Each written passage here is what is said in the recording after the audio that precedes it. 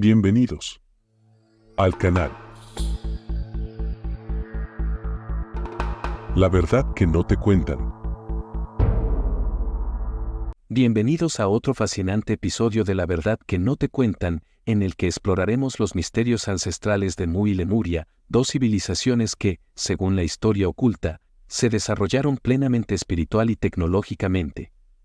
En esta ocasión, Rodrigo Romo, acompañado de Gilda Treviño, nos llevará en un viaje profundo hacia lo que realmente sucedió con estos pueblos, cómo su sabiduría fue borrada y qué significan sus legados para nuestro presente y futuro. Acompañemos a Rodrigo Romo en el desarrollo de este fascinante tema.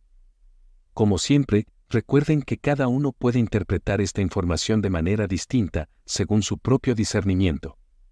Prepárate para conocer la verdad. Recuerden, si este tipo de contenido les apasiona, no olviden suscribirse, dejar un comentario y darle like al video. Activen la campanita para no perderse las próximas revelaciones.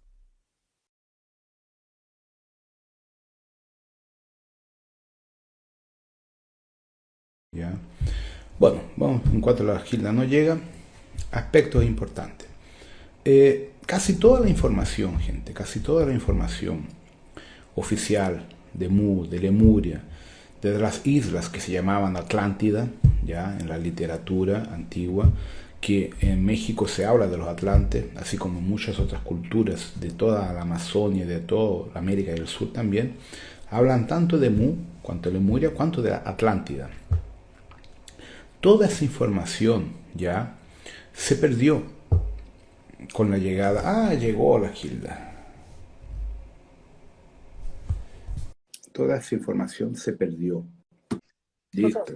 Tiene que ser por el móvil, yo creo. Ok. Siempre se aprende algo nuevo. Ya. Entonces lo que comentaba es que así, toda la información original que los pueblos antiguos de México y de todas las Américas heredaron, sea de Lemuria, sea de las islas del Atlántico llamadas de Atlántida, no hay problema, y de Mu, hacían parte de la cultura antigua, llamemos indígena, de todos los indios, de todos los nativos, desde Alaska hasta la Patagonia extrema sur, ahí entre Chile y Argentina. Pero ¿qué sucede? Cuando los españoles llegan con los jesuitas hacían parte de la orden de los Chopats, de la orden Dragón Negro por el Vaticano, con la orden de destrozar y apagar todos los registros originales de Mu, Lemuria, Atlántida y todo el conocimiento que existía sobre la vida en otros mundos, no solo en otros planetas, pero en otras dimensiones de la propia Tierra. Entonces, ¿qué sucede? Los seres de Mu, de Lemuria y de Atlántida, y de las otras tantas islas que habían, incluso de la Hiperbórea, allá en la parte norte ártica, vivían en el nivel físico, nivel etérico y el super etérico, que es la sexta dimensión. Y los humanos de aquella época, los lemurios, las formas de vida que habían, entre ellos los elfos, tenían el poder de migrar entre una frecuencia y otra frecuencia, del nivel físico al nivel extrafísico, con el poder de la mente, y algunos con el poder físico, lo que llamamos de poder de bilocación, de materialización en otros lugares. Esa información toda para nosotros hoy está basada en las leyendas de los antiguos chamanes. Los africanos tienen las mismas leyendas. Los australianos aborígenes también las mismas leyendas. Entonces, si uno va a los pueblos asiáticos, a los libros de los Vedanta, de los Vedas, la misma información. Entonces, esa información, en el caso de las Américas, fue destrozado por completo por determinación de la Orden del Dragón Negro a través de los jesuitas. Por eso que golpeaban, mataban y torturaban a todos los nativos que encontraron. Entonces, ¿qué sucede? Al hacer esa matanza, los jesuitas obligaron y reeducaron a estos indígenas a creer apenas en Jesús y en el catolicismo. Y les hicieron una lavaje cerebral a través de nanotecnología, de chips y de maldiciones. Esas maldiciones están en la estructura genética cognitiva de casi todos los pueblos descendientes españoles de los jesuitas en todas las Américas. Ese es un grave problema, que es reactivado por el bautismo católico. Mira, quiero hacerte un comentario. El jesuita llega a México, a Veracruz, en el 1572. Llega y se está un año encerrado en claustro. Ahora pienso, con lo que tú dices, que se están preparando, que están haciendo pues un complot para el exterminio. Entonces, después cuando salen, llegan y hacen lo que no hicieron los dominicos, los franciscanos y los agustinos. Dominaron a las tribus del norte, que eran las indomables, las chichimecas. ¿Cómo? No se sabe. Es un misterio. Entonces, ahorita todo lo que tú estás diciendo encaja con esto que es un misterio. ¿Cómo en menos de un año pudieron arrasar con todo y convertirse en la orden privilegiada, la que los ricos aceptaban a los jesuitas hasta la fecha? Claro. O sea, sí. Porque ellos estaban involucrados con los reptilianos del poder. Entonces ahí entró magia negra, entró la parte de conexión, de control psíquico y también mucha maldición. Entonces, una de las cosas que a mí más me llamó la atención cuando empecé a ir a dar cursos en México fue que muchas de las personas que hacían preguntas a Shiva, a esta red, era de lo que pasaba después que la gente se muere. ¿Qué pasa cuando uno muere? Entonces lo encontré muy interesante porque ustedes tienen una fiesta patria en México que habla de la muerte. El 2 de noviembre. ¿Eh? Entonces es algo es un contraste muy grande tener una fiesta de esa magnitud en loor a la muerte y al mismo tiempo culturalmente tenerle pavor a la muerte. Claro. ¿Entiendes? Si tú piensas bien, todo lo que poco que sobró de la cultura maya, tolteca, olmeca, chichimeca, lo que sea, pero no es mucha cosa lo que sobró, todos hablan de que la muerte no existe, que hay el inframundo, que la gente cuando parte de este nivel va para otros niveles. Si eso hace parte de la cultura de todos los pueblos de las Américas. Noten cómo los jesuitas destrozaron eso, haciendo con que las personas tuvieran miedo a la muerte. Los antiguos chamanes, cuando iban a morir, se preparaban con un ritual maravilloso para hacer la ascensión, la muerte, porque sabía que lo que venía era un nivel superior a lo que tenía en este momento. Y eso se perdió. Entonces, cuando yo insisto en la verticalización, el problema es justamente ese, que en la verticalización de los pueblos, vamos a decir, descendientes indígenas de toda la costa del Pacífico, hay mucho contrato, hay mucho miedo, hay mucha energía que trascender, y la mayor de ellas es el miedo impuesto por la codificación jesuita. ¿Entienden? Como el trabajo es duro, es pesado, que tienen que técnicamente superar a toda la programación de los últimos 500 años prácticamente. Y eso está en el ADN, ¿entiendes? Entonces, es pesado, es muy pesado eso. No es algo tan simple de trascender.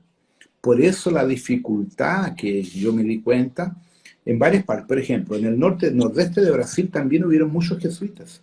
Y son los lugares donde hay más dificultad de dar los cursos, de trabajar por la propia resistencia psíquica de los jesuitas que están muertos, que no aceptan.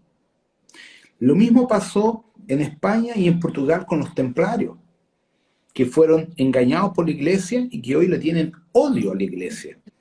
Entonces es importante que entiendan esto, gente, porque no se trata de nosotros que estamos vivos, trátase de los huevones que están muertos también, que están atrapados en esa línea mental de sufrimiento.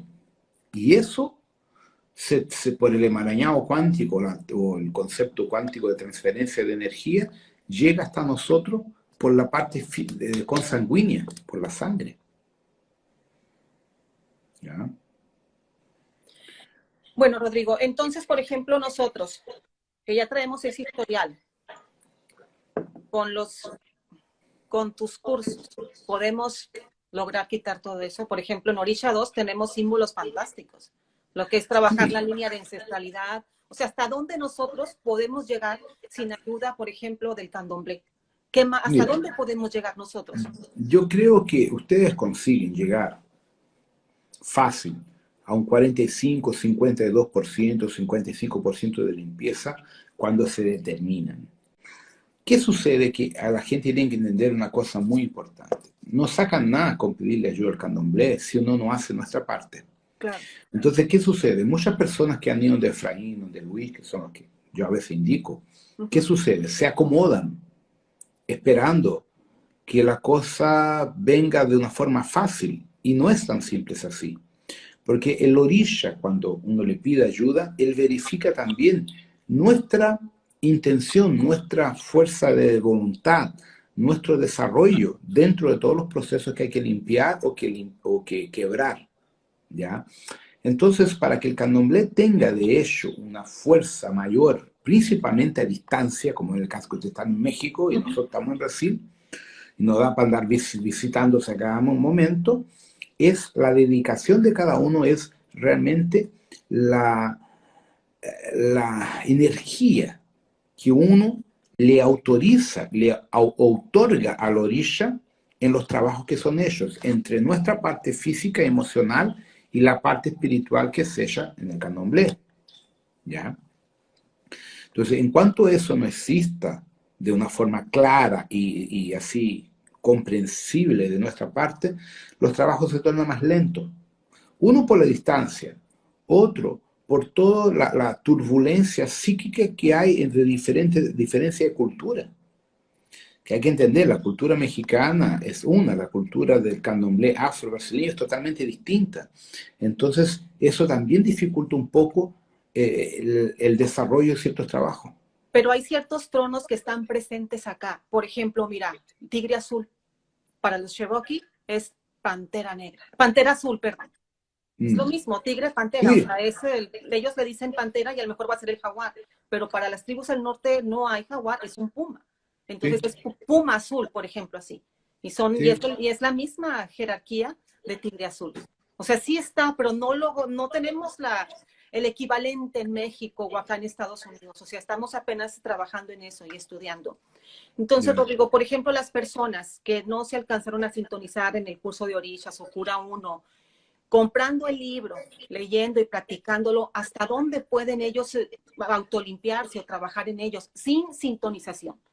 Mira, sin la sintonización, el gradiente de limpieza depende del corazón y de la intención de cada uno. Va a oscilar de un 15 a 30%, 35%. Depende mucho de cada uno a nivel independiente, ¿ya? El problema es que hay gente, por ejemplo, que no ha sido sintonizada, pero en vidas pasadas ya trabajó con orisha, ya trabajó con santería, entonces le es más fácil. Él nunca trabajó con eso y de repente vino de la Iglesia Católica por varias encarnaciones, le va a ser un poco más difícil porque no tiene esa frecuencia en su línea de ancestralidad, tanto espiritual cuanto familiar.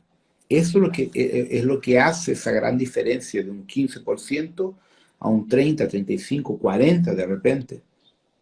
¿Ya? Es que, Rodrigo, esta información que traemos del catolicismo está muy arraigado. Yo te lo digo en lo personal, o sea, todavía a veces me cuesta trabajo desprenderme de todo lo que son tradiciones y todo eso cuesta. O sea, está muy presente y muy latente en nosotros, porque ya lo traemos desde Portugal y de España. Desde antes de que llegaran los colonizadores aquí, ya traíamos el catolicismo bien marcado. Entonces viene para acá y se mezcla con las culturas de acá, se hace un fanatismo más que el que hay en la península ibérica. O sea, en México es hasta llega al fanatismo, mucho más que allá, creo. Entonces lo traemos el mexicano, el mestizo, lo trae, pero bien arraigado. O sea, nosotros los mestizos. Claro. Sí, y eso, infelizmente, solo el tiempo, entendiendo, abriendo la cabeza, es que se va tener una comprensión mayor de todo eso. ¿Ya? Entonces, con el tiempo, eso es algo que es muy personal de cada uno. Porque realmente, ¿qué sucede? Cuando uno viene de una familia católica, viene con mucha programación pesada. Limpiar eso no es tan simple.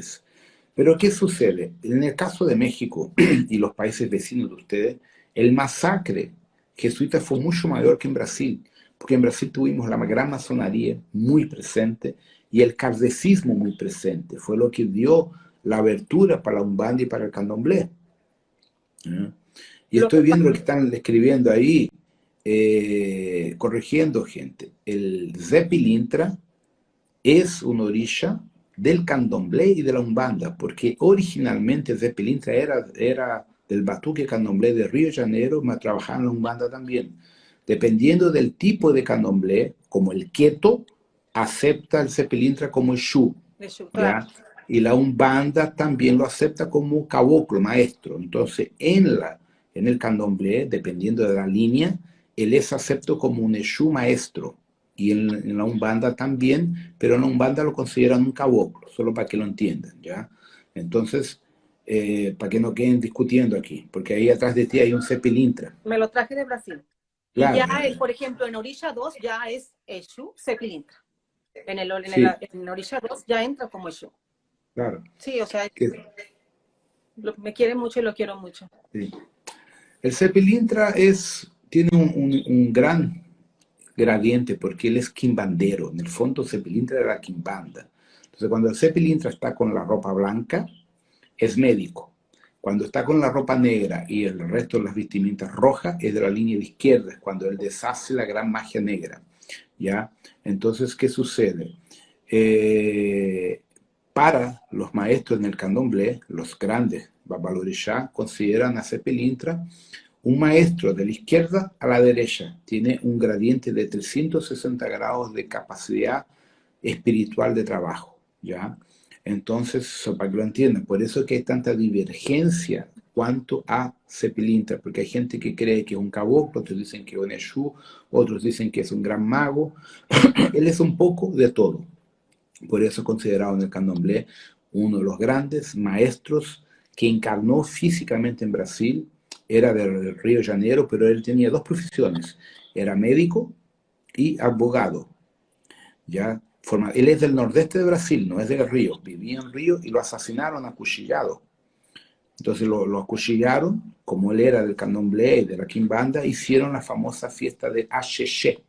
El Axexé es una fiesta fúnebre del candomblé brasileño que le dio la condición de ascensión, ¿ya? Y ahí él ascendió, y como era muy amado, muy querido, y el Axexé, él se repite por 21 años a partir de la fecha de la muerte. Entonces, todos los años, en la fecha que murió la persona, se hace la fiesta fúnebre.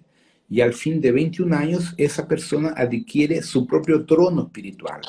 Y ahí, como la gente lo cultúa, él empieza a manifestarse mediúnicamente y ahí se tornó un trono brasileño, extremadamente poderoso. Entonces, ¿qué sucede para la gente que no entiende aquí, que están preguntando? Brasil ha exportado los últimos 50 años, 40 años más o menos, un banda y candomblé para Portugal y para España. Y consecuentemente, eso migró para otros países. Yo no sabía, en Alemania hay un banda brasileño. Cerca de París hay una umbanda brasileña de gente que migró para allá. Yo creo que probablemente en los países latinos aquí haya algo tipo entre umbanda y santería. ¿Cuál es la diferencia entre la santería y la umbanda brasileña? Los orishas son los mismos. La diferencia es que la umbanda, en el caso de Brasil, tiene un pie más o menos dentro del candomblé en algunas informaciones. Entonces tiene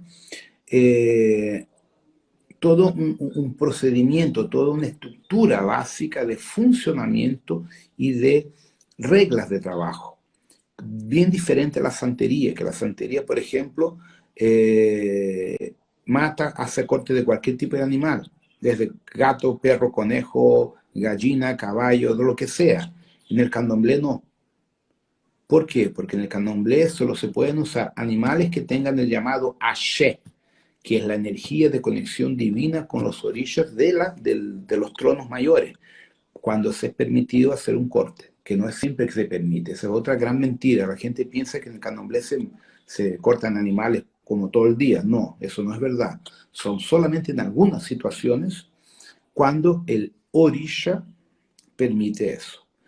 El Exu hormiga, para quien quiera saber, es un heré. Son básicamente los Exus pequeños que les gusta el azúcar, por eso se llaman Exu hormiga. ¿Ya? Hay el adulto, pero normalmente es la línea de heré. Bueno, volviendo a la historia original que hablábamos de toda esta historia de México, ¿no? Entonces lo que más me llamó la atención fue toda esa estructura del miedo de la gente de morir, ¿ya? Y le preguntaban varias veces al Shiva, todo. Entonces, eso hay que limpiarlo. Entonces, las personas que no han hecho curso conmigo, que estudien, lean. Tenemos los videos gratuitos, tenemos la plataforma. Entonces, con eso se va desarrollando la conciencia de la persona y de esa forma va abriendo la mente y empieza a entender. Y la medida que la gente me va mandando preguntas, yo voy respondiendo dentro de lo que puedo y de esa forma vamos abriendo la conciencia y generando un proceso de reprogramación neurosensorial. Y así se van cortando y borrando las programaciones de la iglesia, ¿no? Porque hay que borrar la información que no es más útil para nosotros. Perfecto. Rodrigo, ¿podrías explicar un poco? Porque se critica a veces mucho lo que es el sacrificio de animal para hacer un trabajo. ¿Puedes explicar cómo el animal entra en un trance, se duerme, no siente, y hacia dónde va el alma de ese animal? Ya, Porque todo depende. Ya, todo depende cuál es la intención del trabajo. Entonces, nosotros le llamamos cambio de vida. Ya, entonces es así. Vamos a suponer que llega un cliente para mí, ya, suponiendo que yo fuera Padre San, yo no soy, ya. Entonces llega esa persona y está con cáncer y tiene 4 meses de vida, según los médicos, un ejemplo. Entonces está debilitado, está enfermo, tiene cáncer, le falta ectoplasma, está todo cagado, ¿ya? Y por lo tanto 4 meses de vida es más o menos lo que van a decir que tiene el tipo. Entonces yo voy a los bucios, juego primero en la energía de la persona para ver lo que realmente tiene, hablo con el orilla de la persona, después veo con el orilla de la casa si hay o no una autorización para hacer un cambio de vida. Entonces el cambio de vida es verificar si el orilla de la persona y el orilla de la casa permite hacer un sacrificio de algún animal para transferir, noten lo que voy a hablar, transferir el ectoplasma de ese animal para reconstruir las células enfermas de la persona que se está muriendo. Entonces hay dos situaciones, la que el orilla dice sí, lo permito o no. Si no lo permite, significa que la persona tiene que morirse, es el proceso de ella. Pero si lo permite, significa que le van a dar la oportunidad de sanarse. Entonces el sacerdote juega, verifica cuál es el animal, si es uno o dos, cómo va a ser el proceso. Entonces, una vez hecho eso, se providencian los animales, el animal, depende de lo que sea, y elevó para sacar toda la carga negativa que está en el campo de la persona, antes del animal. Entonces, cuando se hace el ritual, que normalmente la persona no lo ve, porque no lo va a entender, solo se permite que la persona vea el sacrificio del animal cuando él tiene entendimiento y conoce el proceso. Si no, normalmente no lo dejan ver porque va a poner todo a perder. Porque le va a tener pena al animal, no lo va a entender y va a cagar el trabajo. Entonces, ¿qué sucede? En ese ritual le dan al animalito a comer algo como marihuana, ayahuasca, pero verde, no jugo, la planta. Es una planta alucinógena, no sé cuál es, ¿ya? Se lo ponen en la boca, le cierran la boca con un cordelito para que no lo quede mascando, aquí por la saliva lo empieza a dejar alterado, la conciencia se va alterando, y empiezan a tocar la música con los tambores, y van llamando los orillas, entonces los orillas empiezan a manifestarse, y el propio orilla, los caboclos, los exú, los gitanos, lo que pertenezca a ese trabajo, empiezan a trabajar en el alma del animal para desacoplar el alma del animal del cuerpo, para preparar su ascensión. Porque como el animal va a ser usado para salvar una vida, el alma no queda atrapada a esa situación. Solamente se usa el ectoplasma del cuerpo físico. Entonces, cuando se llega al clímax del proceso, ¿qué le hacen? Un pequeño corte aquí, el bicho va perdiendo sangre, se pone la sangre dentro del IVA de los Exú para cargar todo el ectoplasma necesario para hacer la transferencia de energía con la persona, y automáticamente el animal se duerme, porque va perdiendo sangre y se duerme. Entonces el animal no sufre, Hola Alex, ¿cómo te va? No es como en un matador de los frigoríficos que le dan un martillazo en la cabeza, no, él se duerme. Y como le dieron una droga antes, él se duerme. Lo que pasa muchas veces es que al perder sangre existen los espasmos musculares, que es muy común en las gallinas, que se mueven después están muertas y se continúan moviendo. ¿Por qué? Porque hay un espasmo muscular electromagnético, porque la sangre es el fluido que transmite la energía por el proceso de oxigenación en las células. Entonces, eso hace con que a veces hayan espasmos del bicho mismo después de muerto. Entonces, una vez que he hecho ese ritual, el bicho es abierto, ya lo abren. Entonces, toda la parte del intestino se usa para cargar toda la energía negativa que esa persona tenía. Y la parte positiva del animal se usa para hacer comida, un arroz carretero. El arroz carretero es arroz picado con carne picada. Entonces, cogen todo lo que se puede comer del bicho, el hígado, el corazón, todo. Y se hace comida. Y esa comida se va a donar para un asilo o por un orfanato, o la propia gente de la casa lo va a comer. Y la parte que se usó para cargar toda la magia, si es magia o la enfermedad, se va a entregar a un cementerio, cuando así se permite, cuando así se pide. Entonces, el proceso ritualístico es muy interesante y depende obviamente de la autorización del propio orisha de la persona, o sea, del dueño del cuerpo de la persona. Es más o menos así el ritual de cambio de vida cuando una persona está muriéndose de una enfermedad o es víctima de magia negra para muerte, ¿ya? Entonces son los casos más comunes que eso sucede. Se entiende ya. Rodrigo, ¿qué alcanzaste a...? Me tardé mucho en conectarme, ya habías explicado varias cosas, habías tomado... No, entré 3 minutos, 4 minutos antes. ¿Hablaste de Mu ya? ¿Terminaste? No, comenté por algo todo, la continuación de lo que estaba hablando con Alex, comenté de Mu. Bueno, porque por ejemplo, en el Golfo de Alarauco, en Chile, se han encontrado restos de gallinas prehistóricas, pero son gallinas polinesias. Polinesas o polinesias, no sé cómo, como traigo el inglés y así, no sé cómo se diga. Sí. Donde ahí son unas gallinas que les dicen las gallinas mapuche o las arauco, el que debe de saber bien es Alex. Y son raras, sí, son como prehistóricas. Entonces, o sea, eso también, hay una conexión con el concepto, sí, de Mu. Claro. ¿Te acuerdas que la Juana postó parte del libro y mapas de Mu, de la Lemuria, de la Atlántida, en nuestra página de estudio? ¿Te acuerdas? ¿Quién es la Juana? La Juana de Portugal, la Joana. Ay, qué bonito. Pues es que dices la Juana, pues no. Joana es Juana. Entonces, esas imágenes ayudan a tener una idea de la migración. Entonces, por ejemplo, el idioma básico de Mu y de Lemuria, hasta donde James Showard consiguió levantar a nivel de estudios, se llama Naka Mayal, o Naka Mayo, una cosa así. Entonces, la gramática del Naka Mayo es la misma de los indígenas del lago Baikal en Rusia, es el mismo del Aymara y del Quechua en Perú y Bolivia, y es el mismo de algunas antiguas lenguas de México, y el mismo del euskera de los vascos. Eso es lo más impresionante. La base gramatical de los vascos es casi igual no, pero muy parecida. Al Quechua. Y eso, quien me lo comentó fue la Sorione, que se quedó como 6 meses paseando entre Ecuador, Venezuela, Bolivia y Perú entre el año 2006, 2007. Se quedó como casi 6, 7 meses pantonteando, paseando, y ella habla fluentemente el euskera. Y se quedó con la sorpresa que conseguía conversar con la gente en Quechua, ¿ya?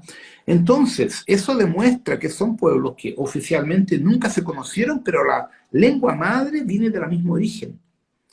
Entonces, esas son una de las grandes evidencias que James Showard coloca en su libro en el año 1960, 65, algo así. Entonces, estos pueblos antiguos tienen la misma base, la misma origen cultural. Si uno coge todas las leyendas, llamémoslas de chamánicas, ¿no? Porque es lo que se dice hoy, hasta de la Siberia, hablan tanto de la Pangea no, perdón, de la Hiperbórea, cuanto de las tierras antiguas perdidas, de los Atlantes y de los de Mu. Entonces, hay que tener una visión muy importante en toda esta cuestión acá. La Tierra tiene algo como cerca de 5.000 millones de años. Cuando uno habla de los Anunnaki, de los gilipollas, de los pleidianos, estamos hablando de casi 450.000 años por los gilipollas de Nibiru. ¿No? Muy bien, 450.000 años no es ni el 1% de la edad geológica de la Tierra. Entonces imagínense cuántos cataclismos, cuántos cambios de inversión de polo, de cambio electromagnético, de expansión y contracción de las placas tectónicas de los continentes que subieron y bajaron. Recientemente, ahí en Cuba, que está al lado de ustedes, Golfo de México, apareció debajo del agua, al lado de Cuba, una parte del territorio lleno de pirámides y construcción, que la gente dice que es Atlántida. Y está aquí a 40, 50 metros de profundidad. ¿Entiendes? Entonces, hay muchas evidencias en varias partes del mundo que o el agua subió demasiado o las tierras se hundieron. Algo pasó. Entonces, esas evidencias existen, pero no son transmitidas de una forma en la televisión convencional, porque no hay interés, no existe el interés que la gente despierte y que la gente se dé cuenta que lo que nos han enseñado sobre el origen de la humanidad es toda una mentira. Esas pirámides que mencionas, me llamó mucho la atención que en el suelo marino se ve un mosaico como los de Portugal, blanco y negro. También así, no están los mosaicos blancos con negros, o sea, no sé cómo se le llama. No es el azulejo, es el que está en el piso. Sí. Y hay un pedazo también así de ese color, blanco con negro. O sea, ¿desde cuándo vendrá toda esa tradición? Justamente. De poner? ¿Ya? Entonces, Lemuria, Mu, Atlántida y tantos otros territorios, como hoy día grabé sobre Egipto, ya sobre la Pangea, Hiperbórea, tenemos básicamente, según la geología, ya el estudio geológico, tuvimos la Pangea, que es la unión de todos los continentes en una única masa, pero ellos no colocan la Antártida, pues no tienen dónde encajarla, pero falta Mu, falta la otras partes. Entonces, ellos dicen que cuando la Pangea se separó, ellos no saben si son como 250 millones de años o 400 millones de años de uno al otro, hubo la separación, ¿ya? Y ahí se creó el mar Mediterráneo, fueron creando los actuales continentes en la llamada Eurasia y Gondwana. Entonces la Eurasia era América del Norte junto con la Europa del Norte y la Groenlandia, y la Gondwana era la América del Sur conectado a África y parte de India, algo así, porque encajan muy bien, ¿ya? Pero hay algo más que todavía no se encierra ahí. Y dentro de esa teoría hay un fallo muy grande. Si supuestamente en el Yucatán cayó el meteorito que extinguió los dinosaurios a 250 o 300 millones de años atrás, no coincide con el concepto de Pangea, porque no había mar en aquella época. Estaba todo junto. Tienes razón. Entonces, ves que tenemos un montón de teorías, pero en el fondo son teorías, no tenemos una comprobación eficaz, son apenas teorías que ayudan a tener una idea de la historia de una forma superficial. Fíjate, y otro dato de los mayas es que, o sea, físicamente son muy parecidas a las personas de Birmania. Myanmar, ¿cómo se llama ahora? ¿No cambió el nombre? Birmania se llama ahora Myanmar. Myanmar. Bueno, físicamente esas personas parecen hermanas, parecen primos, parecen familia. Y también en esas culturas ya se habla de la serpiente emplumada, de lo que es Kukulcán, Quetzalcóatl, o sea, todo está unido, todo viene de lo mismo. Justamente. Entonces, la serpiente emplumada es muy interesante porque en la estructura sumeria eran los serafines, eran justamente los seres reptiles, los dragones, los seres que derivan de los reptilianos. Pero si uno lleva para otro camino la serpiente emplumada, tenemos el trabajo de la Kundalini, en el taoísmo, cuando uno empieza a trabajar la respiración tántrica y activa nuestra Kundalini. Entonces hay que ver el lado metafísico de la expresión de la serpiente emplumada y el lado místico del concepto de extraterrestre o de intraterreno, como los seres de Ágata, que son una gran parte, son realmente reptilianos. Ágata es anterior a Shambhala. Ese es otro factor que poca gente sabe. Shambhala es posterior, porque Shambhala viene con Sanat Kumara 16,5 millones de años atrás, cuando se arrancan de la guerra en Venus. Pero la primera ciudad histórica que hay registros a nivel interterrenal es Ágata, que es la ciudad donde evolucionaron todos los reptilianos, los dinosaurios, los dragones, en ciclos de vida superior a 500 millones de años. Entonces, 500 millones de años ya estamos hablando en cerca del 10% de la historia del planeta Tierra. Ahí podemos encajar a Maldeke, a los aviarios de Graciano, a los nodianos y a varias otras especies de las federaciones ya antiguas. Sí. Los mayas también hablan de Venus, así como los incas también hablan abiertamente del planeta hermano, que dicen que Venus es hermano de la Tierra. En muchas literaturas antiguas, Venus es un planeta hermano de la Tierra. En un libro en una de las canalizaciones, no me acuerdo si fue del Moria, de quién, no sé si es con Krishnamurti o con Blavatsky, hay un comentario en una pasada, en uno de los libros de ellos, que la Tierra y Venus vinieron de Sirius, que es la misma información que yo siempre tuve, que fueron traídas de allá por Onara. La Onara es una estrella gigante negra que entró en el campo gravitacional del sistema solar de nosotros y Sirius, que estaba muy próximo, y trajo para acá estos planetas y se llevó otros, y dejó el descalabro en este sistema solar. Entre ellos, retiró a Herculobos de acá y Slot, porque nuestro sistema era ternario, teníamos 3 estrellas, ¿no? Entonces, note que estamos hablando de cosas de 5.000 millones de años, 4,5 mil millones de años. Entonces, es algo muy, muy antiguo que no hay registro, a no ser creerle a los espíritus, más nada. Claro. Rodrigo, entre otras cosas, por ejemplo, de Japón, y esta es una pregunta que yo te hago. Los primeros pobladores de Japón eran rubios, altos, velludos. Y ellos fueron los antecesores de los samuráis. Ellos fueron los que enseñaron y crearon a los samuráis, nomás que hay muy poca información, apenas la está sacando un antropólogo. Yo no sabía de eso, no tenía idea. Entonces, sí, se llaman los Ainu. Ainu. Los Ainu, los Ainus. Y también, no sé si te fijes, por ejemplo, varios emperadores se ponían el mu.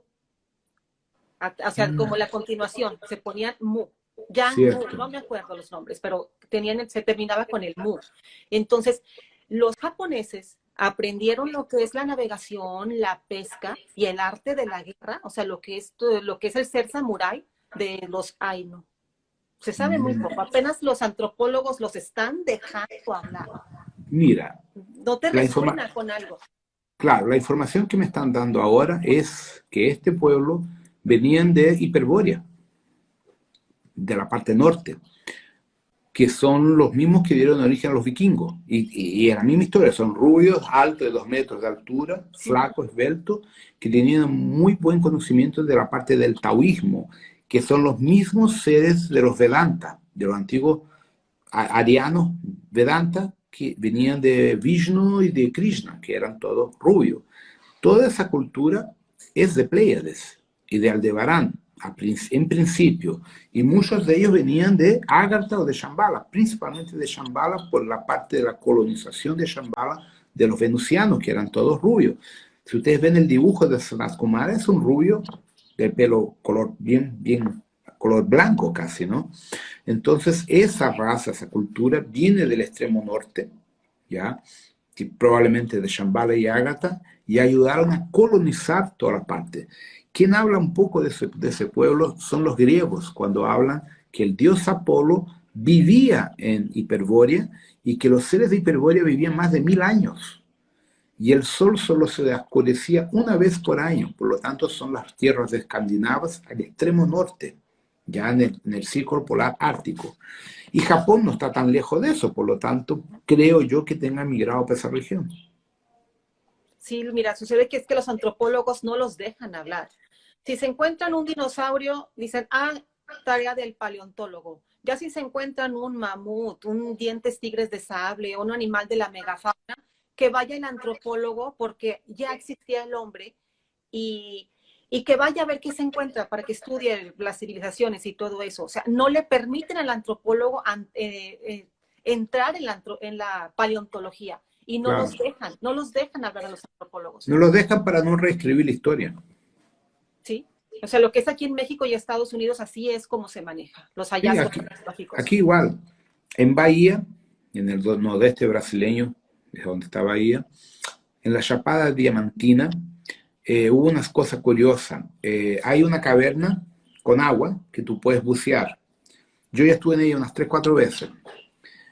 Y de la última vez que estuve, que fue el 2016 o 2017, algo así, 16, no, 15, 2015, fuimos allá y descubrimos que tenían encontrado dentro del río subterráneo, en una cueva, un tigre de diente de sable, que una de las primeras descubiertas en Brasil, no sabía que habían aquí, un bicho preguiza, que es un marsupial gigante, otro bicho gigante y un humano. Entonces, ¿qué sucedió? Los 3 animales encontrados juntos datan de más de 12.000 años atrás. Pero el humano, cuando pregunté a la universidad que estaban allá, no conseguían hacer la lectura. Eso no funciona así. Si tú le haces la lectura a los huesos de un animal y de un ser humano, el proceso es el mismo. Ellos tenían la fecha de más de 12.000 años para los 3 animales, pero el humano no hablaban cuál era la edad. Porque justamente si hablan que murió junto con esos animales a 12.000 años atrás, supuestamente, no habían humanos en Brasil en aquella época. Entonces hay que reescribir la historia. Y eso no es permitido por determinación de los Illuminati. En China, en el año 1970, 80, no me recuerdo el año, no me recuerdo. Eso me lo estaba explicando el doctor Osamit, que es el arqueólogo que estudia y cuida de las pirámides en Bosnia. ¿Ya?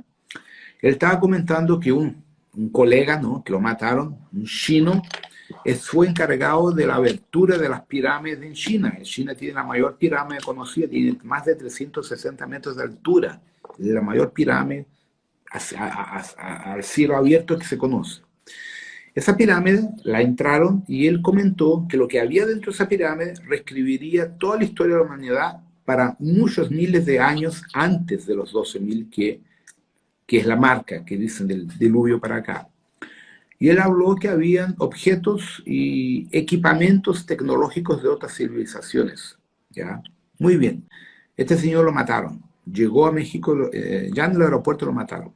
Y ahí el emperador chino, el culiao que mató 70 millones de personas para convertir China en comunismo, mandó plantar árboles y hortalizas y cosas en la pirámide. Entonces tú ves la pirámide de arriba, parece un jardín, y hay una pirámide escalonada, no es recta, es escalonada. Y dentro tiene un montón de cosas y fue lacrada. Y allá en China, en esa región, si no me engaño, no sé si son 12, 18 o 21 pirámides alrededor de esa pirámide, que le llaman pirámide del Sol también. ¿Ya? Otro hallazgo interesante, que también desapareció en la historia. En India, debajo de un templo antiguo, consiguieron romper la puerta después de varios procesos contra ese templo que querían verificar lo que había allá adentro. El ejército explotó la puerta, que era de un metal desconocido, con un explosivo. Y dentro había un disco volador en forma de Z, así de piramidal, flotando con 6 momias arianas de extraterrestres muertos allá. Y el platillo levitaba. Y eso pasó hace 3 años atrás y después nunca más se habló del caso. ¿Ya? Entonces, la existencia de estos pueblos arianos, altos con 2 metros, 2 metros 20 de altura, está presente en la cultura Veda, de los llamados Vedanta, ahora en Japón, que no sabía, en los hiperbóreos, para los griegos, y en Mu, según James Shawar, también se habla de un pueblo ariano muy alto que era el que administraba la conexión entre Mu y Shambhala y Ágata. Entonces, esos seres probablemente deben ser la descendencia pleidiana, acturiana, no pleidiana, siriana, canopiana o nodiana, o maldequiana, son todos arianos. Rodrigo, ¿y los patagones, los de la Patagonia, que estaban altísimos también? También habían en el sur de Chile y Argentina unos patagonios, habían dos razas, yo creo que le llaman kelpe, Alex puede darnos el nombre correcto, ¿no? Ellos andaban desnudos en aquel clima, aquel frío horroroso, no usaban ropa, se metían al agua helada y nunca se enfermaban. Y los españoles con la llegada de Magallanes los mataron a todos. Y se quedaron con sus tierras, obviamente. Pero ellos hablaban de culturas del sur, de la Antártida. Hablaban de Mu y de la Antártida, del continente perdido de los orígenes. Y habían algunos que eran arianos puros. Eso me recuerda una información de mi abuelo, el padre de mi madre, que yo no lo conocí, de la Carmen, que se llamaba Ernesto. Ernesto Boza Romo. Ese señor, él era gran maestro de la masonería, grado 33, y imperator de la Rosa Cruz. Fue. ¿Ya? Entonces ese señor, por el año de vuelta de 1915, 1905, no sé exactamente la fecha, fue a Punta Arenas, ¿ya? Imagínense, Punta Arenas hoy es pequeña, tiene 500.000 hueones, en aquella época debía tener 5 hueones nomás. Entonces, Selknam se llama, Selknam el nombre. Entonces mi abuelo comenta que estaba en el barco y venían estos indígenas patagónicos nadando en aquel agua helada para cambiar cosas, cambiar espejos y tonterías con ellos. Y mi abuelo le comentó a mi madre que habían algunos que eran arianos, de pelo rubio y ojos claros.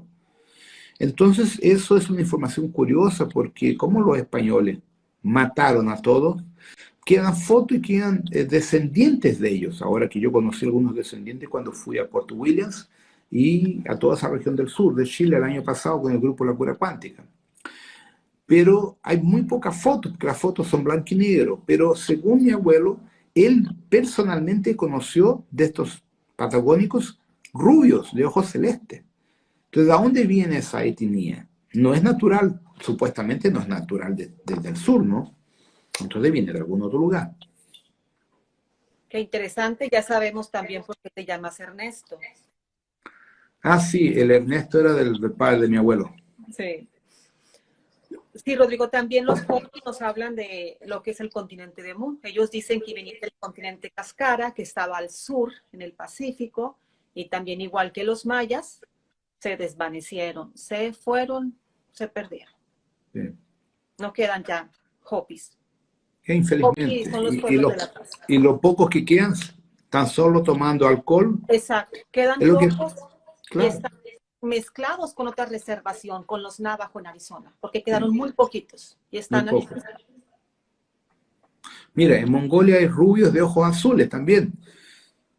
O sea, son lo que quedó de esa raza ariana.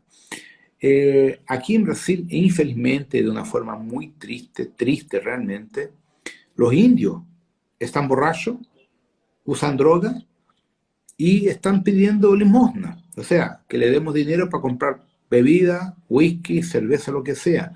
Entonces la cultura indígena en Brasil fue destrozada. Y si tú vas, por ejemplo, para la Amazonia, los indios de la Amazonia hacen garimpo para vender el oro para los gringos porque le pagan en dólar.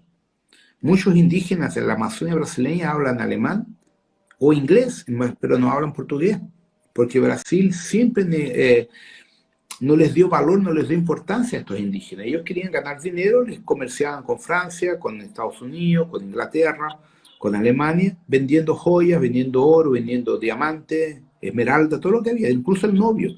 Ellos garimpaban el novio para vendérselo a los extranjeros por un buen dinero. Pero es que no hay indígenas. Bueno, en las ciudades que yo he estado en Brasil, yo no veo indígenas en la calle. Nada más, una sola vez, una madre indígena que estaba vendiendo cosas en Porto Alegre. Pero claro, una, imagínate, infelizmente.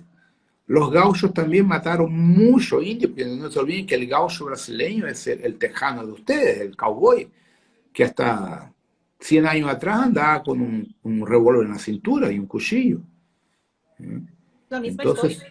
Sí. Claro, se repite. Infelizmente, la cultura indígena fue dicimada en casi todas las Américas y en otras partes del mundo también, no solo aquí. Infelizmente. Entonces, imagine la riqueza de informaciones que se perdió con ellos. Claro, bueno, el chamanismo hace rescate en umbral, igual que la apometría y el umbán del candomblé. Son técnicas distintas, pero hay formas de trabajar. Entonces, ¿cuál es la diferencia? La diferencia es básica. En el candomblé, tú tienes los eshus, las pombagiras y orishas asentados con un portal, ya artificial, que se hace con material natural. En el chamanismo, tú tienes otro tipo de anclaje, otro tipo de portal que está más involucrado con la naturaleza. Entonces son dos formas distintas pero paralelas de trabajar, ¿ya? ¿Cuál es más potente? Depende. La potencia, técnicamente, del candomblé es mucho mayor, pero el problema no es la potencia del candomblé, es la conciencia, el corazón del maestro que está haciendo el trabajo. Entonces, en el candomblé, si tú no tienes fe, no tienes concentración, no funciona. En el chamanismo la misma cosa, si tú no tienes una buena conexión con la madre tierra, con Pachamama y con los devas de la naturaleza, no funciona. Entonces, independiente de cuál sea la técnica que vas a usar, es necesario tener la conciencia y el corazón en el trabajo que se va a desarrollar. En la apometría la misma cosa.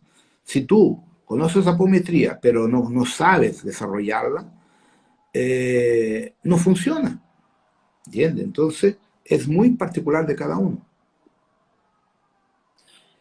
Mira, hicieron una pregunta ahí, Edgar Hernández, que creo que es importante, que dice, ¿cómo quitar el ritual del bautismo?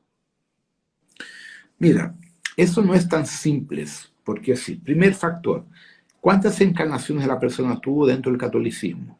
Por lo tanto, ¿cuántas veces fue bautizada? Ese es el primer vector. Segundo factor, ¿es una persona que tiene la necesidad de entrar en iglesia, de estar conectada a esa energía? ¿Sí o no? Ese es el segundo factor. Entonces, deshacer el bautismo depende de esos dos factores dentro de las meditaciones del proceso personal de uno para limpiar o de alguien que pueda remover ese chip, que en verdad el bautismo es un chip holográfico que reinstala la devoción al Vaticano. Te deja aprisionado a toda la egregor del Vaticano. Entonces hay que entender cuál es la conexión. Por ejemplo, la gran suerte que yo nunca fui bautizado, porque mis padres tampoco fueron. Mis padres nunca se les interesó el hueveo ese. Y la Maya tampoco es bautizada, ni mis gatas son bautizadas. Entonces, ¿qué significa? No cargo ese peso y para mí es mejor porque tengo la conciencia abierta, libre, para pensar y buscar lo que yo quiera. Porque el gran problema del bautismo es que te genera dogmas, te aprisiona a falsos valores.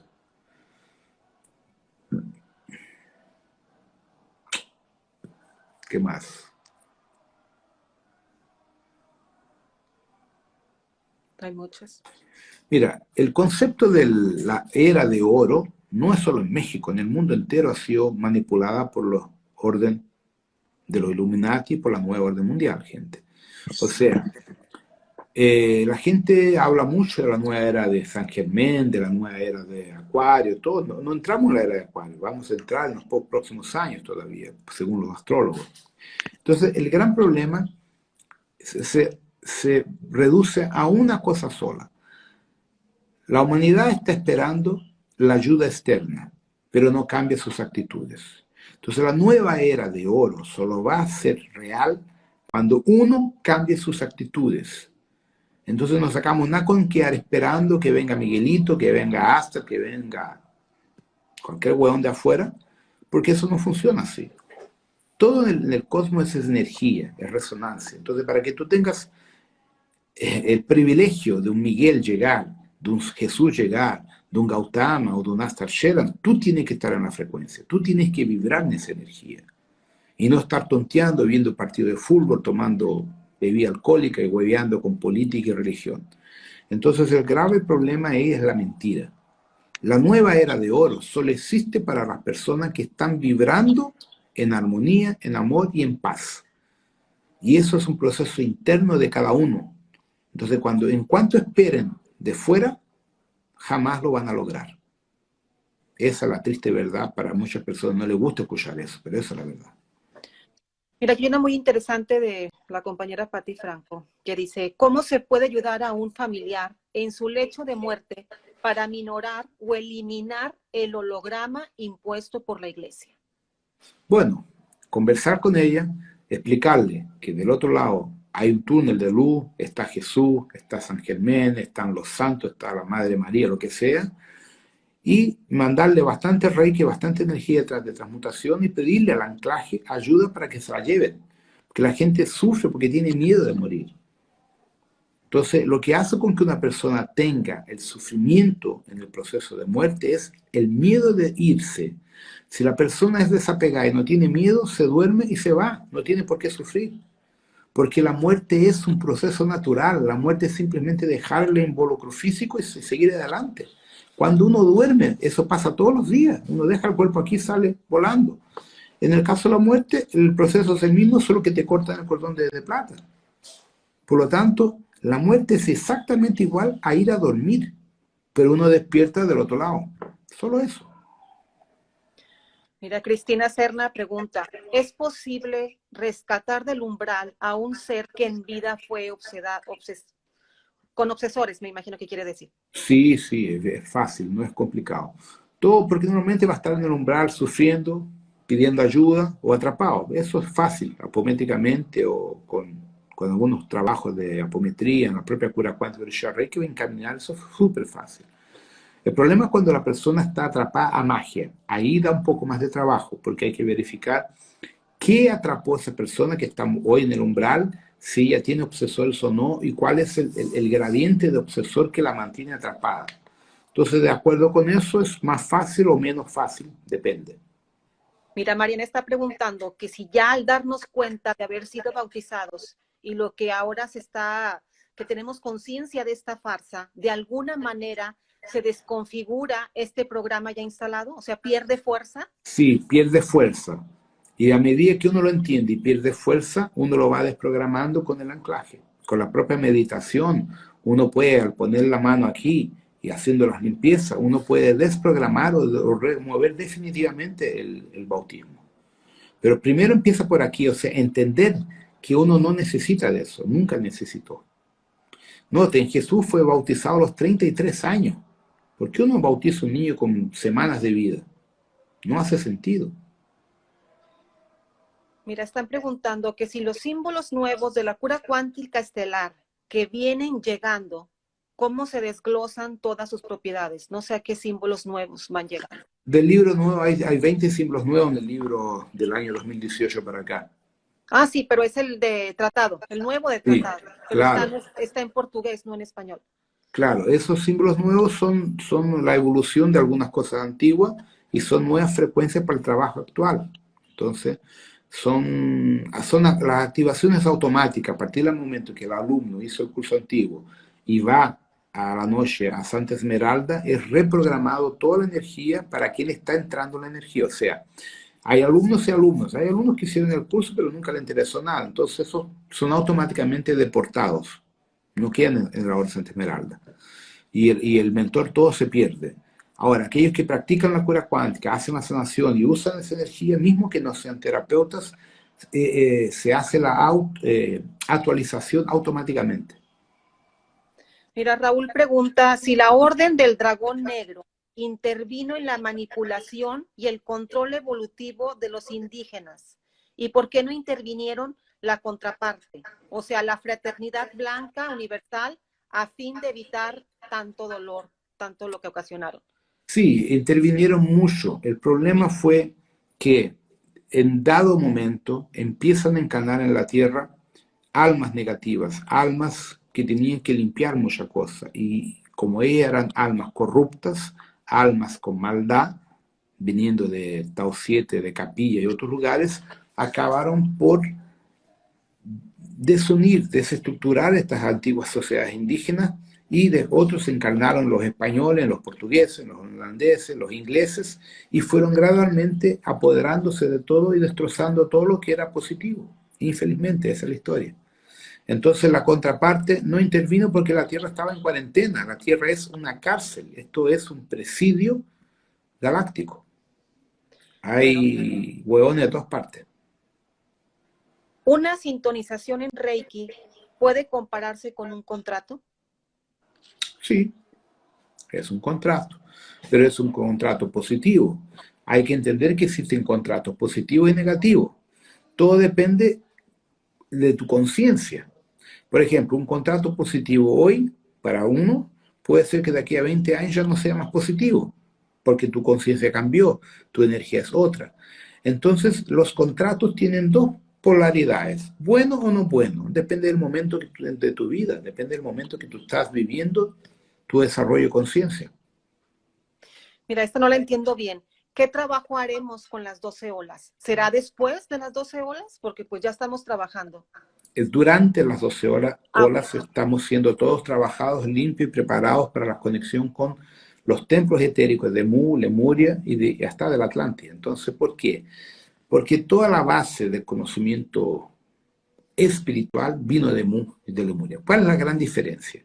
Los Mu y los Lemures eran seres espiritualizados que físicamente se conectaban a 5, 6D o más y tenían una conexión telepática y respetaban la primera directriz. La primera directriz decía que los pueblos más primitivos tenían el derecho a evolucionar de acuerdo con su conciencia.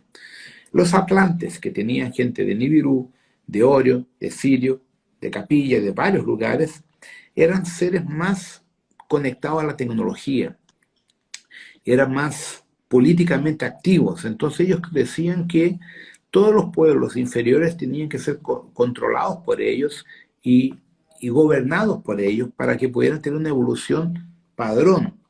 Y los Mu decían que no, que ellos tienen que ser libres, tienen que evolucionar de acuerdo con su estado natural de conciencia, no porque uno los mande. Entonces eso generó una división cultural entre los seres espiritualizados de Mu, que se conectaban psíquicamente con los devas del planeta, y con los atlantes que no tenían conexión telepática con los devas, solo entre ellos, y tenían más tecnología. Entonces eso generó las guerras y la gran destrucción, y usaron muchas bombas nucleares.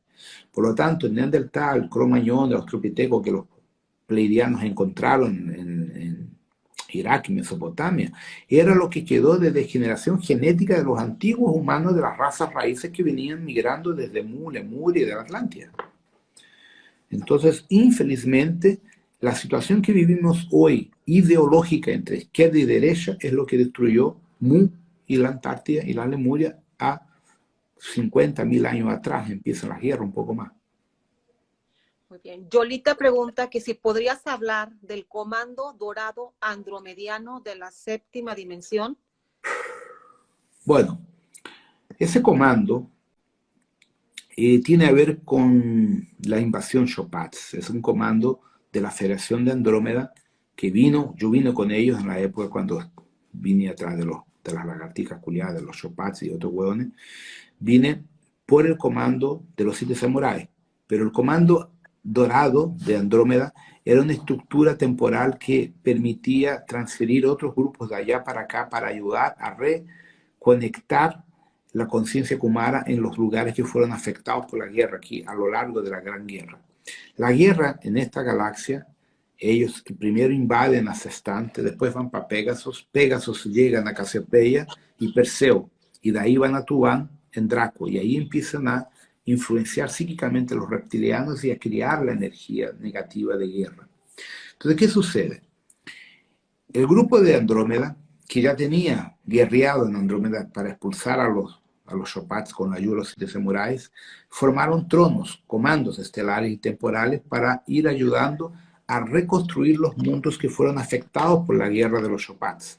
Y de esa forma llegan acá al sistema central de nuestra galaxia, donde está el núcleo de la galaxia, van para Cefeo, constelación de Cefeo, punto de partida, Orión, Sirius, Canopus, y ahí generan una fusión, que es una federación espiritual de séptima, octava y sexta dimensión con los aviarios, con los felidios, para empezar la reconstrucción del comando temporal para rehabilitar todas las formas de vida que han sido destrozadas a lo largo de la guerra.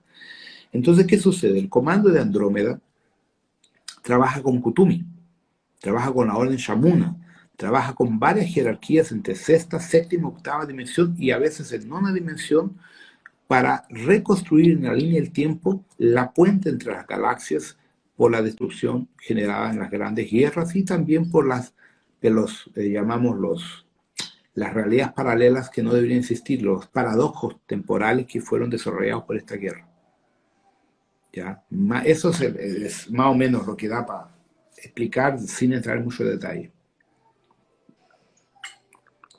Y aquí en la Tierra, el comando de Andrómeda tiene la fusión por Kutumi, por Gautama, Maestro Lanto y Shambhala, son los núcleos. Y el Templo de los 22 Rayos trabaja con ellos también por el enlace psíquico y espiritual del comando temporal con Akira, Oberón y Asamil. Mira, pregunta Pati otra vez. Cuando existen maldiciones en la familia y es cobrado por medio de una criatura, o sea, un niño, una crianza, el alma de ese bebé, ¿a dónde se va? Y si ya queda saldada la deuda o sigue la maldición continua. Depende.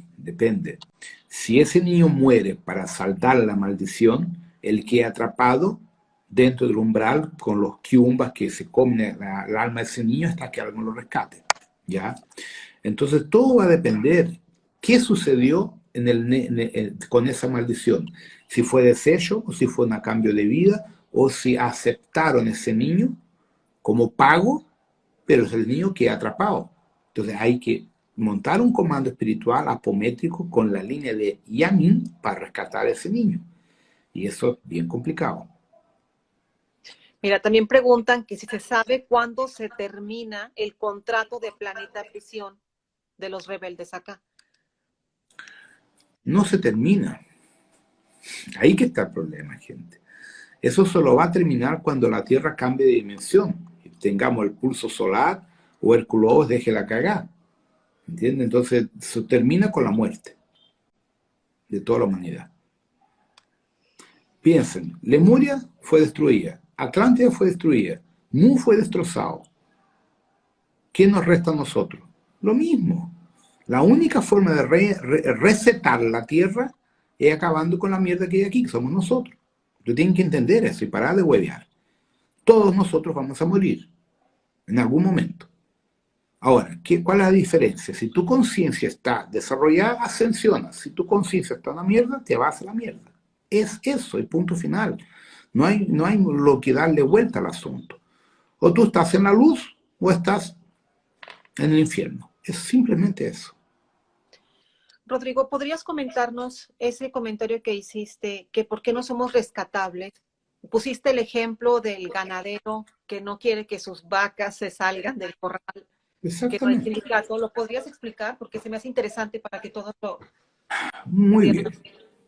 Vamos a ver las actitudes del ser humano.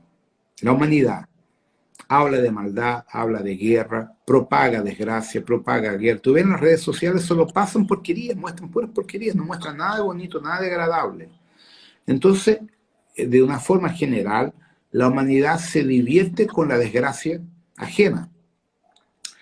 Fuera de eso, el gran patrón de forma de pensamiento de la gran masa poblacional solo piensa porquería, piensa tontería.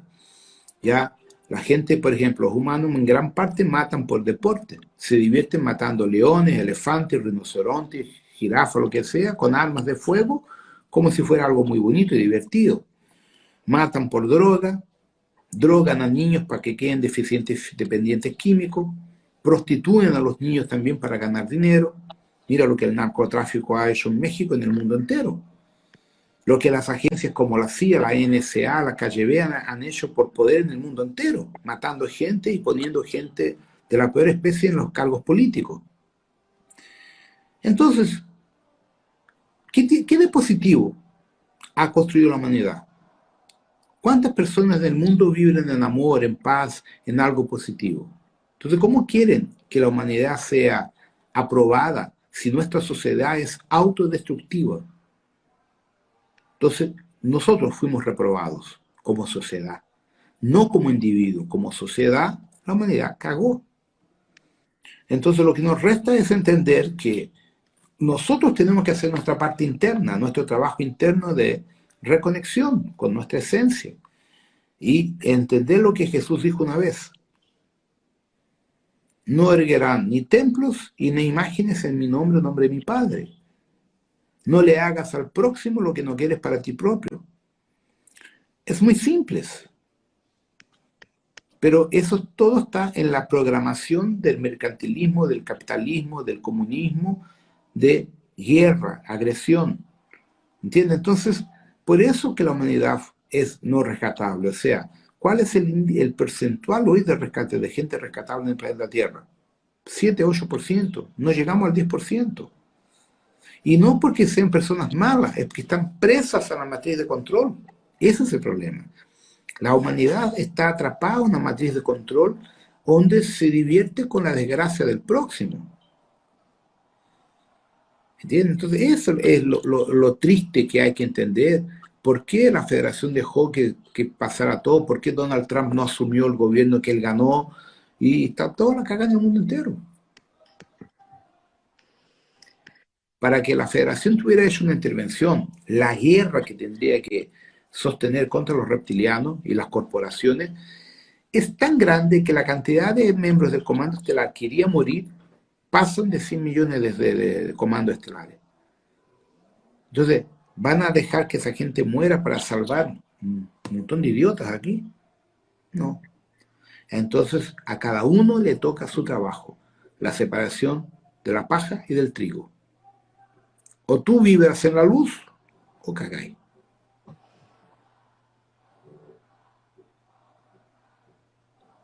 Mira, aquí están preguntando, Leti pregunta si en el linaje familiar hubo una maldición y yo trabajo en mi limpieza personal, ¿todo el linaje también se va liberando o solamente ella que está trabajando?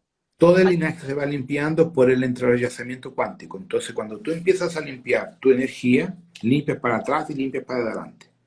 ¿Por qué? Porque la maldición es una información en tu ADN. Entonces, cuando tú lo limpias, automáticamente él limpia la parte pasada y la parte futura por el entrelazamiento cuántico de la energía.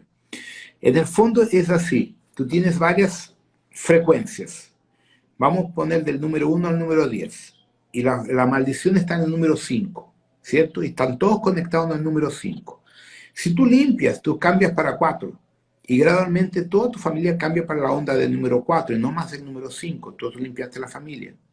Entonces las limpiezas de maldición, cuando entramos con los orillas apométicamente para valer, hacen un proceso randómico que va creciendo igual que un caracol y va limpiando para el frente y para atrás a toda la familia. Mira, aquí Por eso que da trabajo hacer esas limpiezas, no es tan simple. no es tan simple. Aquí pregunta una chica que dice que trabaja con energía crística, que cómo puede alinearse a estas enseñanzas que tú estás enseñándonos, pues asistiendo a cursos. Tiene que estudiar, ver mis videos que son gratuitos. Gente, hay dos cosas. Hay la plataforma en español que hablo en castellano para ustedes, que hay como 20 videos, no sé cuántos ya han colgado, no tengo idea. Y tengo toda esta caja para grabar todavía, gente. Todo esto para pasarlo en castellano todavía. Entonces, no sé ni cuánto es, creo que son $20, o 18, no tengo idea cuánto cuesta. Entonces es súper accesible, barato, no es tan caro. Y toda la semana la Liana está subiendo un video y esas clases son como un curso. En el fondo, todas las charlas que doy en el video, sea en la plataforma en portugués o en castellano, son cursos que complementan los cursos presenciales. Como por en cuanto no estoy viajando para fuera de Brasil, ¿ya? Y la idea es ir a dar los cursos en Estados Unidos, ¿ya? Ahí en Texas. Entonces, cuando sea posible, la gente tendrá que estar allá. Pero en cuanto a eso, tenemos los videos en castellano, tenemos los videos gratuitos en YouTube, están en portugués, pero hay varios videos. Son más de 300 videos que yo tengo, gente que no se paga nada. Entonces, la idea es que la gente accediendo al material es una forma de estudiar, es una forma de ir abriendo la conciencia. Mira, preguntan que si en otros planetas se verá la muerte como aquí. No entendí, si se ve la muerte de igual que aquí. Sí, me imagino que se verá en tiempo No, futuro. no. Los mundos que no tienen barrera de frecuencia, La muerte no existe. El cuerpo biológico dura mucho más que aquí y ellos cambian de cuerpo cuando quieren. Migran para otro cuerpo y el cuerpo viejo se lo queman, o van a encarnar a otros mundos si así quieren. Pero no existe el proceso de muerte como nosotros lo entendemos acá, porque no hay la barrera de frecuencia. Entonces tú tienes la recordación de quién tú fuiste y quién vas a ser a futuro.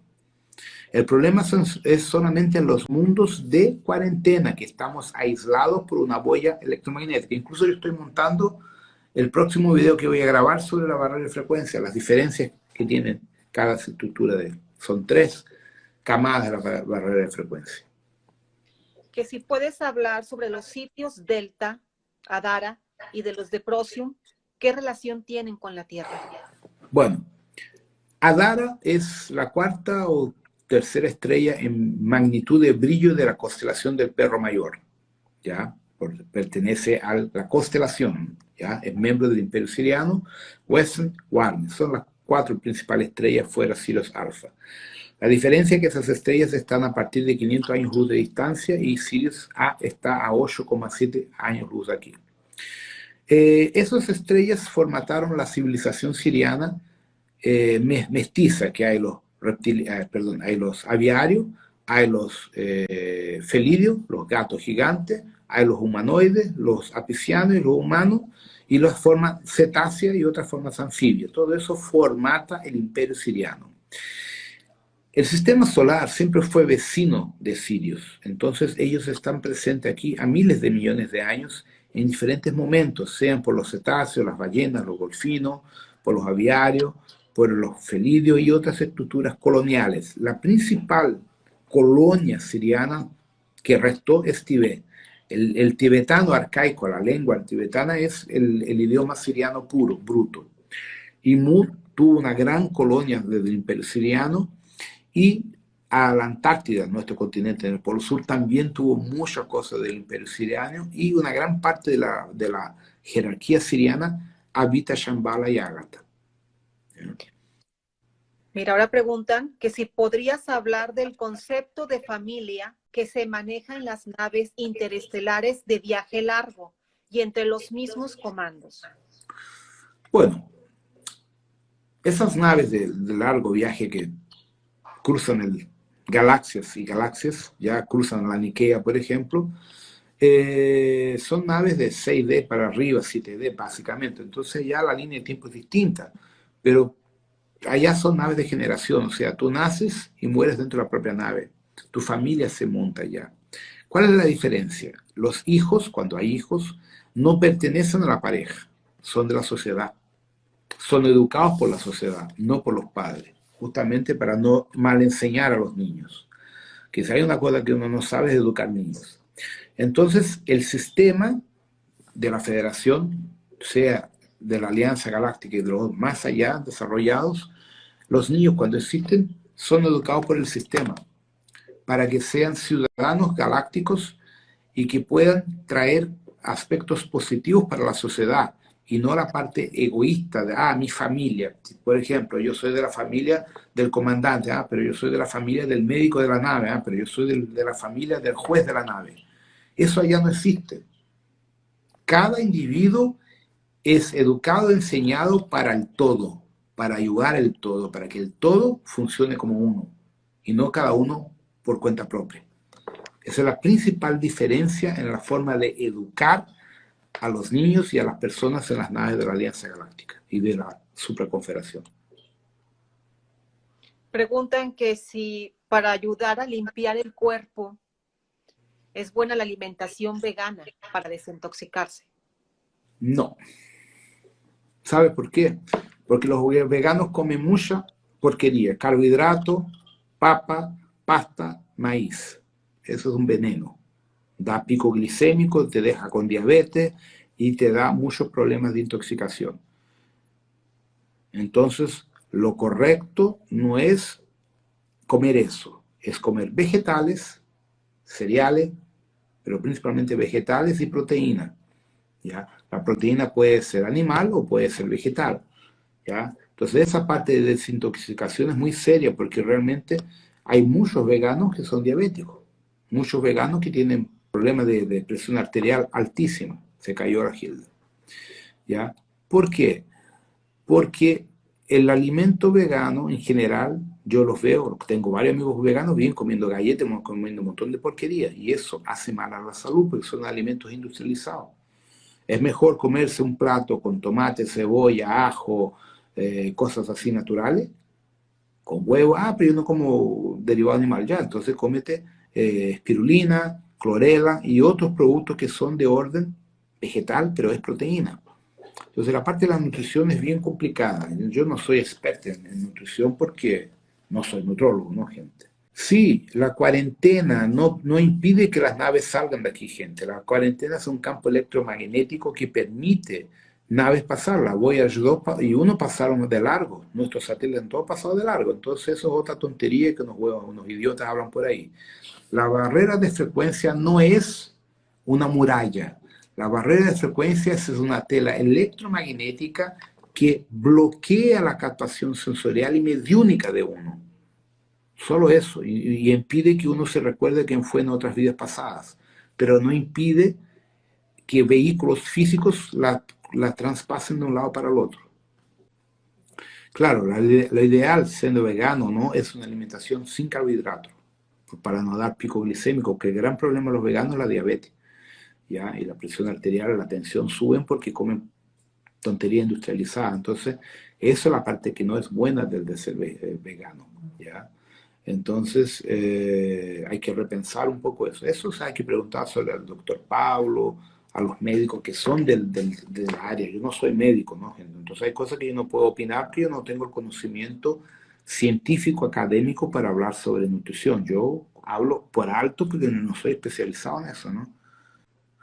Mira, los contratos con los jesuitas son muy fuertes justamente por el problema de que nos enseñaron a creer y a sufrir bajo toda la estructura de una mentira llamada Iglesia Católica. Entonces, son maldiciones proyectadas por el dolor, por magia. Los jesuitas eran grandes magos negros, entonces ellos metieron toda esa carga de una forma violenta. Yo creo que la Gilda, no sé si ella entra y se sale, no sé qué pasó, se perdió aquí. Yo apreté un botón para traerle y se borró todo, entonces creo que apreté un botón equivocado aquí. ¿Ya? Y quieren saber si soy alma clonada. Entonces, no, si hay almas clonadas. Todos potencialmente somos clones, gente, tanto a nivel de alma cuanto a otros niveles. Infelizmente, sobre las maldiciones y toda la historia esa que hay que reprogramar, las 12 olas van a reprogramar muchos procesos energéticos dentro de las personas que practiquen esas meditaciones, que hagan las prácticas energéticas, justamente para activar energéticamente varias limpiezas. Entonces las 12 olas van a limpiar y reconectar a las personas dentro de sus niveles personales, de una forma a ajustar toda la energía proporcional de cada uno. Entonces, para cada persona va a ser diferente el trabajo, de acuerdo con la energía que tiene que trabajar, de acuerdo con los procesos personales que tiene que estructurar. Y de esa forma, a cada uno le va a tocar la conexión con maestros de Mu, de Lemuria, de la Antártida y de las propias culturas del Pacífico llamadas indígenas.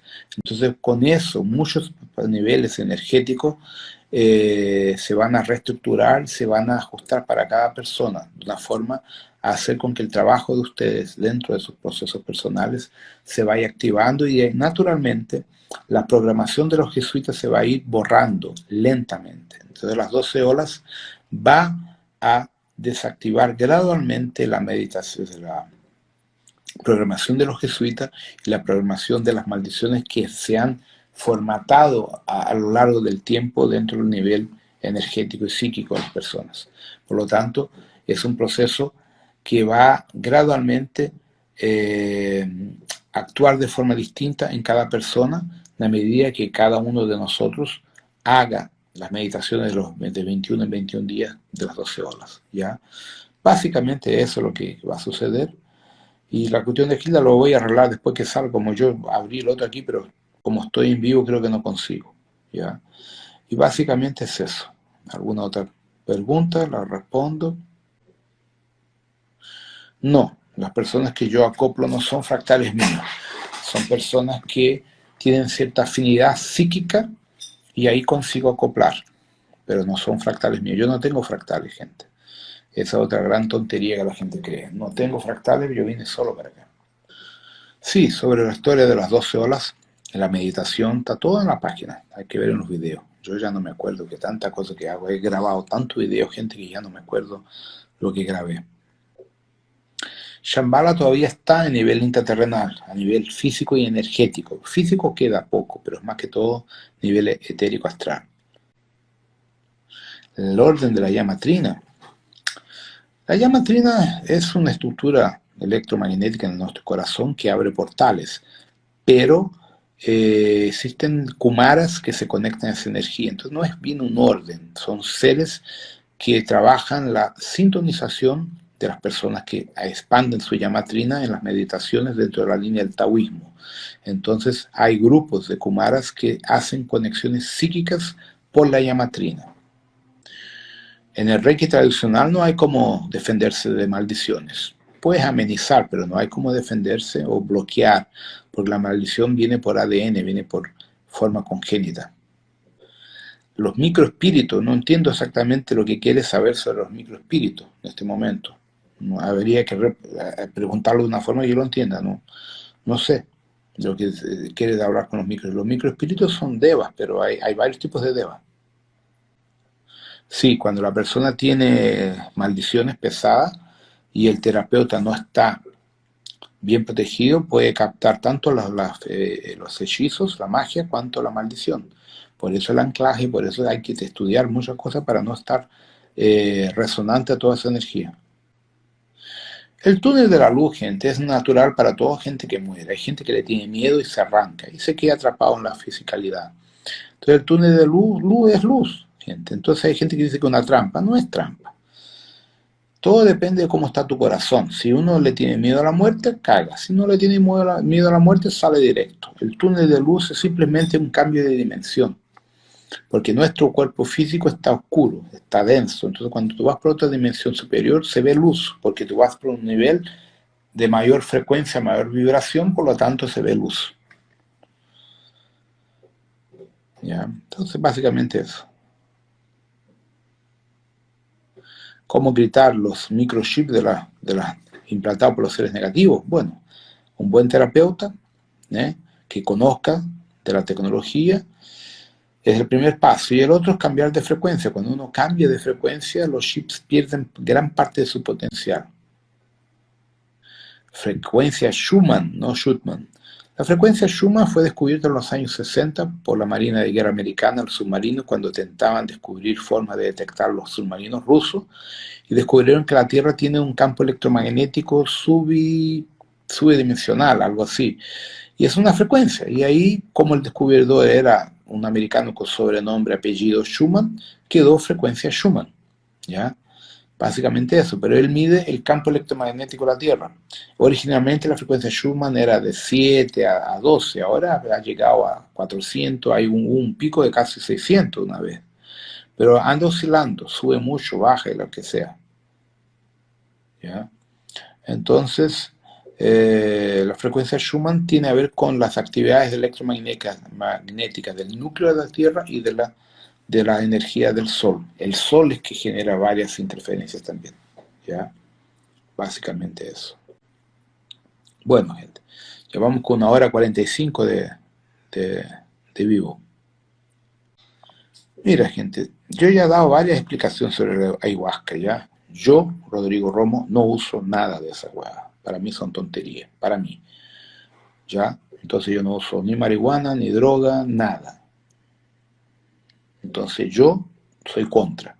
Pero muchos chamán usan para desarrollar la conciencia, activación. Entonces eso es muy personal de cada uno. En la cura cuántica, en la arometría, no se permite el uso de ayahuasca.